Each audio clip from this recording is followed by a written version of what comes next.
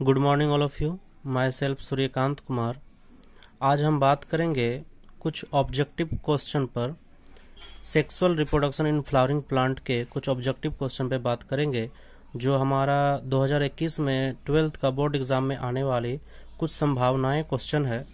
आप सभी ध्यान से इन सारे क्वेश्चनों को रिवाइज करें ताकि एग्जाम में जो ऑब्जेक्टिव क्वेश्चन आएंगे वो सारे क्वेश्चन को आप सॉल्व कर सके। चलिए मैं ज़्यादा देर ना करते हुए डायरेक्ट क्वेश्चन पे चलता हूँ। सबसे पहला क्वेश्चन है, वैसा फ्लावर जिसमें एंड्रोसियम तथा गाइनेसियम दोनों पाया जाता है उसे क्या कहते हैं।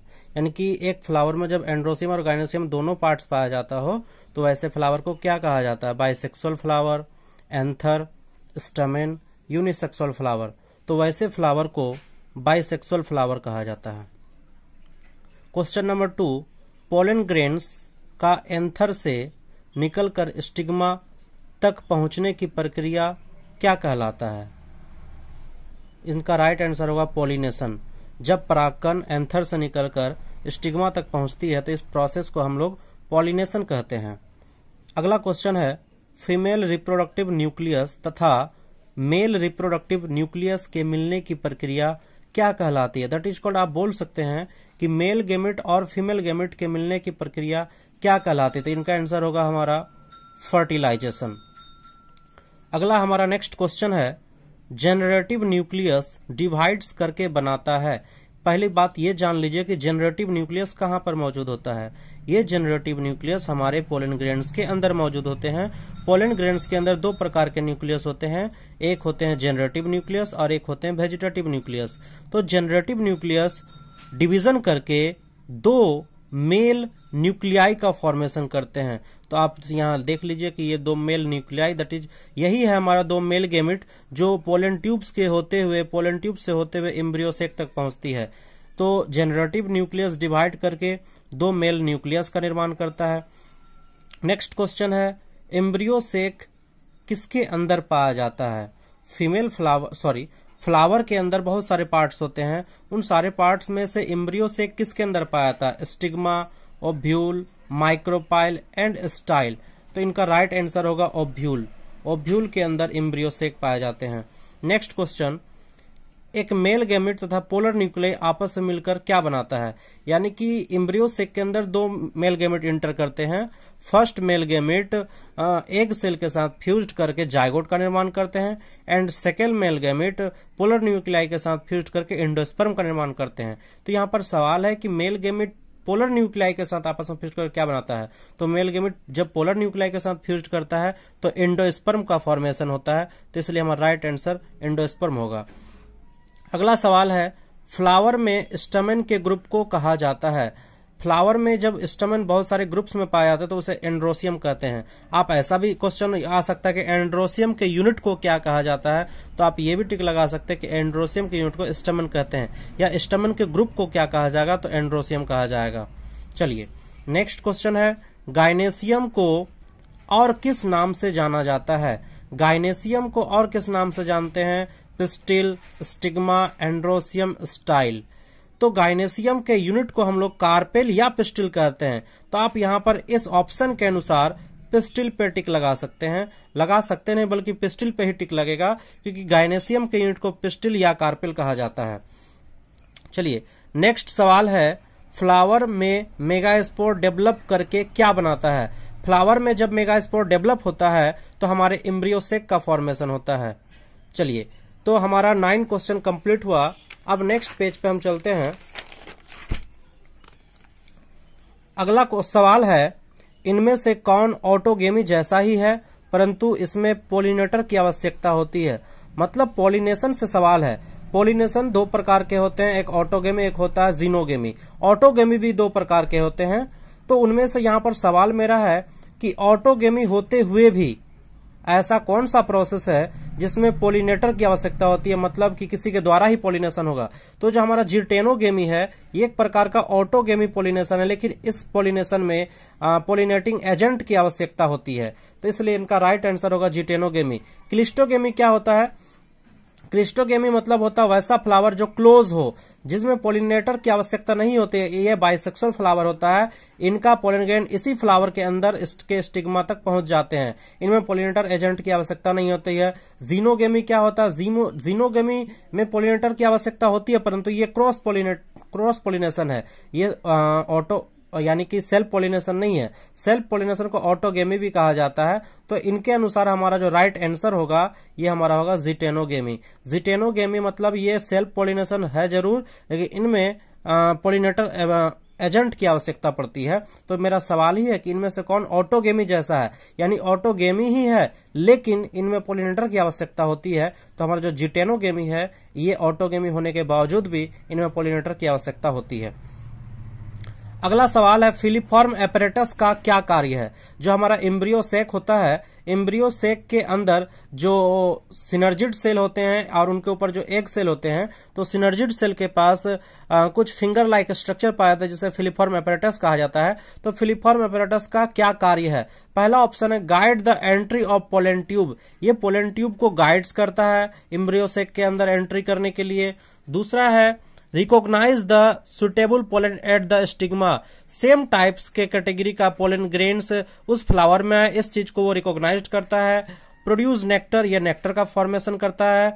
Stimulate division of the generative cell, ये जनरेटिव सेल को डिवीजन करने के लिए स्टिमुलेट करता है। तो इनका राइट आंसर होगा ए, यह गाइड करता है पोलन ट्यूब को एम्ब्रियो सेक के अंदर एंट्री के लिए। नेक्स्ट क्वेश्चन है एम्ब्रियो सेक के आउटसाइड को क्या कहा जाता है? यानी कि एम्ब्रियो सेक के बाहर जो लाइनिंग होता है उसे क्या कहते हैं? प्रोटोप्लाज्म नहीं होगा, पेरिकार्प, इक्टोडर्म, पेरिस्पर्म। तो राइट आंसर इसका हो जाएगा पेरिस्पर्म। नेक्स्ट सवाल है इनमें से कौन सा फल पार्थेनोकार्पी प्रोसेस द्वारा बनता है? पार्थेनोकार्पी क्या होता है कि जब किसी फल का निर्माण बिना निषेचन को हो तो वैसे फल को पार्थेनोकार्पिक फ्रूट्स और इस प्रोसेस को पार्थेनोकार्पी कहा जाता है। तो ऐसा एप्पल में देखा जाता है कि एप्पल का निर्माण एप्पल नहीं होगा, एक्चुअली में बनाना का निर्माण बिना फर्टिलाइजेशन के होता है, इसीलिए बनाना को हम पार्थेनोकार्पिक फ्रूट कहते हैं। एप्पल्स को फॉल्स फ्रूट कहा जाता है। यहां पर इनका 13 नंबर का क्वेश्चन राइट आंसर होगा बनाना एक पार्थेनोकार्पिक फ्रूट्स है।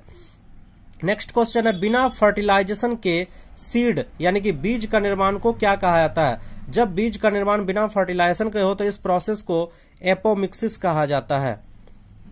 नेक्स्ट क्वेश्चन पुष्प में सहायक भाग कहलाता है। नॉर्मली पुष्प में 4 पार्ट्स होते हैं, calyx, corolla, androecium and gynoecium. Calyx और कोरोला को सहायक भाग, एंड्रोसियम और गाइनेसियम को आवश्यक भाग कहा जाता है। तो यहाँ सिर्फ कैलिक्स होगा नहीं, सिर्फ कोरोला भी नहीं होगा, एंड्रोसियम भी नहीं होगा, तो बोथ ए एंड बी यानी कैलिक्स और कोरोला दोनों को सहायक भाग कहा जाता है, इसलिए option number D. Next question anther का सबसे आंतरिक परत क्या कहलाता है? एंथर एक्चुअली में एंथर में 4 परतें पाई जाती है। सबसे बाहर एपिडर्मिस होता है, फिर एंडोथीसियम, मिडिल लेयर, फिर टेप्टम। तो यहां पर सवाल पूछा एंथर के सबसे आंतरिक परत को क्या कहते हैं? तो एंथर का सबसे आंतरिक परत को टेप्टम कहा जाता है। अगर बाहर से गिनती स्टार्ट करें तो सबसे पहले एपिडर्मिस, एंडोथीसियम, मिडिल लेयर, फिर टेप्टम। अंदर से टेप्टम, middle layer, endothecium, epidermis. Fibrous layer किसे कहा जाता है? एंडोथीसियम को ही फाइब्रस लेयर के नाम से जाना जाता है। पोलन ग्रेन्स का एक्साइन बना होता है। पोलन ग्रेन्स का 2 परत होता है। पोलन ग्रेन्स में एक होता है इंटाइन और दूसरा होता है एक्साइन। इस तरह करके जो लेयर होते हैं इसे हम कहते हैं एक्साइन, और ये हमारा यहाँ जर्मपोर होता है। तो ये जो एक्साइन है, ये एक्साइन किस चीज के बने होते हैं? तो एक्साइन बने होते हैं स्पोरोपोलिनिन के। तो यहाँ पर सेलुलोज नहीं होगा, पेक्टोसेलुलोज। ये इंटाइन बने होते हैं पेक्टोसेलुलोज के। जो हमारा पोलन ग्रेन्स का आंतरिक लेयर होता है इंटाइन, ये इंटाइन बने होते हैं पेक्टोसेलुलोज के। जो हमारा एक्साइन है ये बने होते हैं स्पोरोपोलिनिन के बने होते हैं। स्टार्च तो ये एक प्रकार का स्टोर्ड फूड है जो प्लांट्स में पाया जाता है, ये भी नहीं होगा, ये भी नहीं, ये भी नहीं। ये हमारा आंसर हो जाएगा ऑप्शन नंबर सी स्पोरोपोलिनिन। एक पोलन ग्रेन का एक्साइन स्पोरोपोलिनिन के बने होते हैं। Next question 19 study of pollen grain is called. Pollen grain के अध्ययन को क्या कहा था? पैलिएंटोलॉजी, माइक्रोलॉजी, प्लाइनोलॉजी, स्पोरोलॉजी। तो इसका राइट आंसर हमारा सी होगा पैलिएंटोलॉजी। राइस एंड व्हीट का पोलन वाइबिलिटी कितना होता है? राइस एंड व्हीट का पोलन वाइबिलिटी 30 मिनट्स का होता है।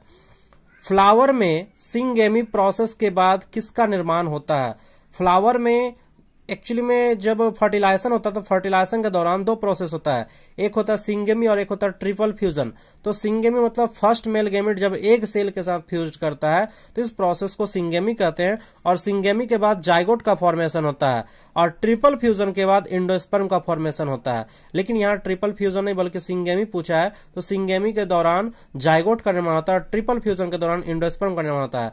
इंडोस्पर्म जो होता है ये कैसा होता है? 3n 2n n या बोथ A एंड B, यानी 3n और 2n दोनों होता है? नहीं, इंडोस्पर्म हमारा 3n होता है, क्योंकि ये second male gamete and 2 polar nuclei के साथ जब फ्यूज करता है तो 3 न्यूक्लियस का फॉर्मेशन होता है, 3 न्यूक्लियस का फ्यूजन होता है, 3 न्यूक्लियस का फ्यूजन होता है, इसलिए हम इसको 3n से लिखते हैं।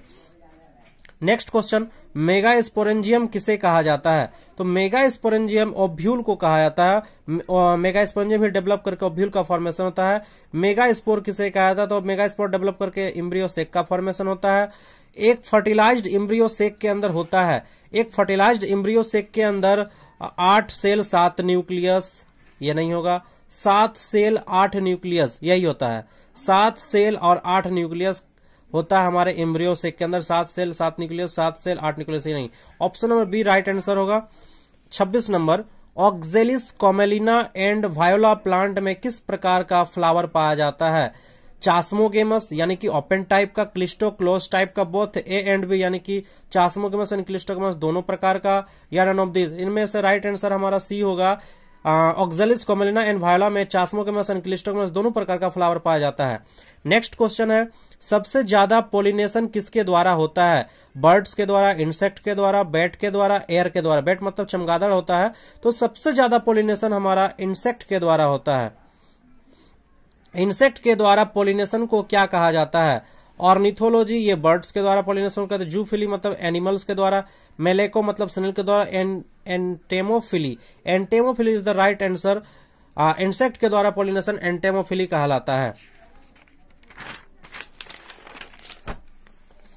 नेक्स्ट क्वेश्चन है, कॉर्न कोब एंड ग्रास में किसके द्वारा पोलिनेशन होता है?